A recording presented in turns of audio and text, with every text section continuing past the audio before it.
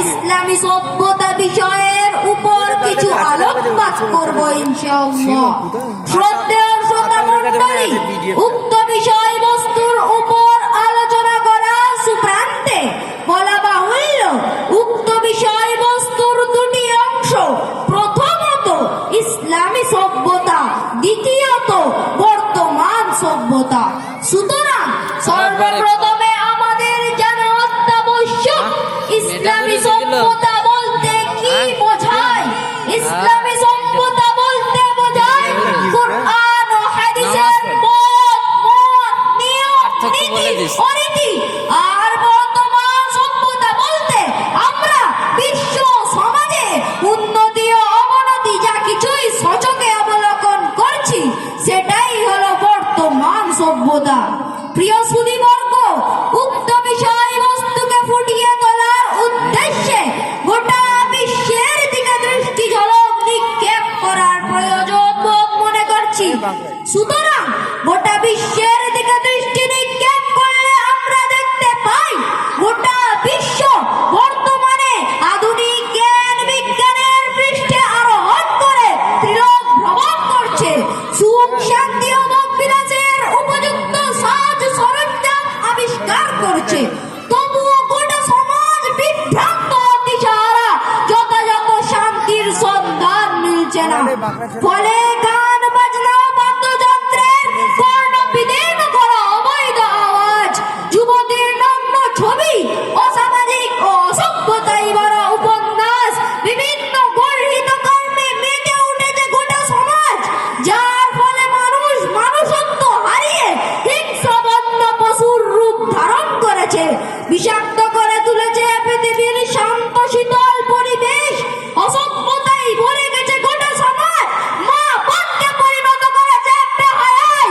খবরের কাগজ খুললেই প্রথম পেজে যুবতীর গণধর্ষণ, দ্বিতীয় পেজে চুরি, ডাকাতি, খুন, খারাপি ছাড়া নেই আর অন্য খবর।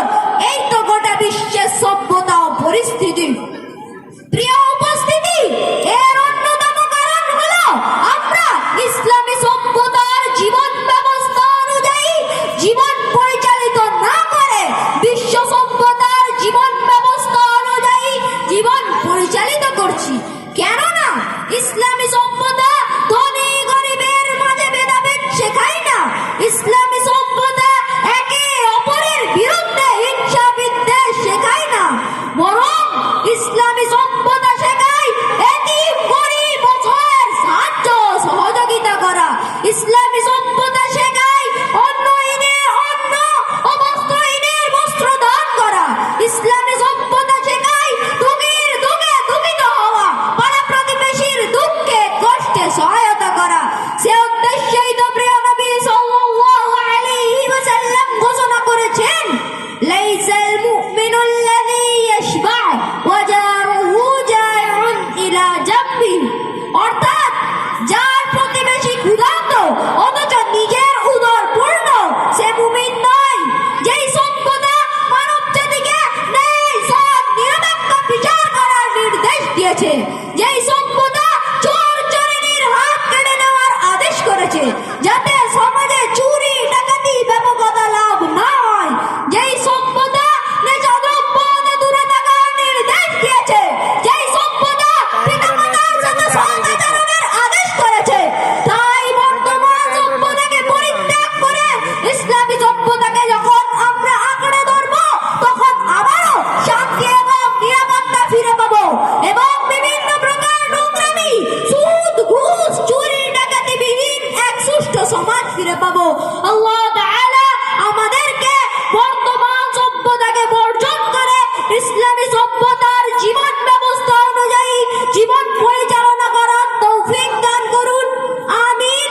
ওয়া আখিরু দাওয়ানা আনিল হামদুলিল্লাহি রাব্বিল আলামিন। আসসালামু আলাইকুম ওয়া রাহমাতুল্লাহি ওয়া বারাকাতুহু।